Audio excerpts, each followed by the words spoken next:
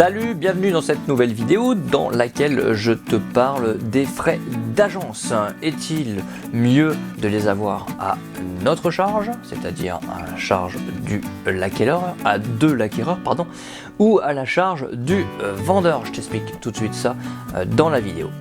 Je me présente, salut, moi c'est Seb, toujours en route vers l'indépendance financière, et dans ces vidéos, je te montre toutes les étapes que je mets en place pour y arriver. Donc si ça t'intéresse, tu t'abonnes, tu mets un like si la vidéo te plaît, et le pilier que j'ai choisi c'est l'immobilier, donc du coup tu peux toujours télécharger ma petite heure de formation que tu as dans la barre de description, et aussi les 3 petits cadeaux qui te permettront d'avancer et de ne pas faire trop de conneries quand tu vas investir. Alors, qu'est-ce qui est le mieux dans les frais d'agence? Est-ce que c'est le mieux de les prendre à ta charge, ou est-ce que c'est mieux que ce soit le vendeur qui les prenne à sa charge? Dans tous les cas, dis-toi bien que quoi qu'il arrive, que ce soit le vendeur qui les paye à l'agence ou que ce soit toi, dans tous les cas c'est toi qui les payes. Voilà, comment ça se passe? C'est-à-dire que si c'est à ta charge, et bien ce que tu vas faire, c'est que tu vas payer le bien au notaire, tu vas payer au vendeur donc les frais d'agence, qui lui va les redonner à l'agence. Maintenant, si c'est à la charge de l'acquéreur, tu vas payer au notaire, tu vas payer le prix du bien et les frais d'agence. Et c'est le notaire qui va,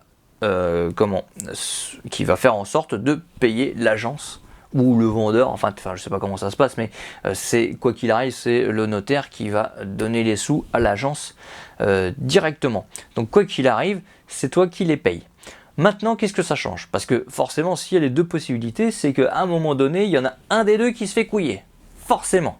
Donc, qu'est-ce que ça change? Eh bien, ça change que, si on prend un exemple, on prend 100 000 euros le prix du bien, on prend 4 000 euros des frais d'agence, et on prend 8% de frais de notaire, par exemple. Donc, si c'est à la charge à notre charge, pardon. Si c'est à notre charge, nous on va payer 100 000 euros de biens, on va payer 8% de frais de notaire, donc ça va faire 108 000 euros, et on va payer 4 000 euros de frais d'agence. Donc 108 000 plus 4 000 est égal à 112 000. Jusqu'à là, tout va bien, vous me suivez. Maintenant, si c'est à la charge du vendeur, nous, eh ben, on va plus payer 100 000 euros le prix du bien et à côté les 4 000 euros, on va payer 104 000 euros, donc le prix du bien plus les frais d'agence au notaire.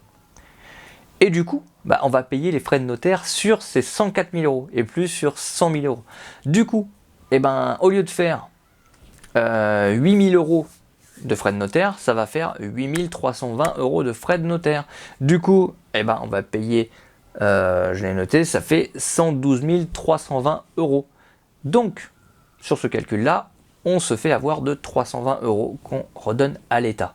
Bah oui, parce que, bon, c'est pas grand-chose, mais sur un bien qui va être plus cher, bah forcément, ça grimpe un petit peu. Et donc l'État, il récupère tout. Oui, parce que c'est pas le notaire, hein. Un autre petit tips, c'est que bah, les frais de notaire, lui, il prend pas, en fait, 8 320 euros. Lui, en fait, il prend que 0,8% si le bien il fait au-dessus de 60 000 euros. Donc, bah, sur un bien à 100 000 euros, il se prend que 800 euros.